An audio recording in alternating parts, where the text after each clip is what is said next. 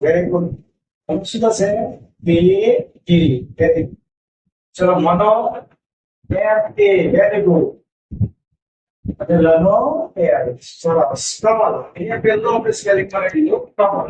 અહીંયા જુઓ પહેલો વિષય મૂળ અક્ષર જે લખ્યું છે આપણે જે શીખવાનું તો પહેલું એની અંદર પહેલો અક્ષર જે છે કે કે આપણે કેવો લખ્યો કેપિટલ.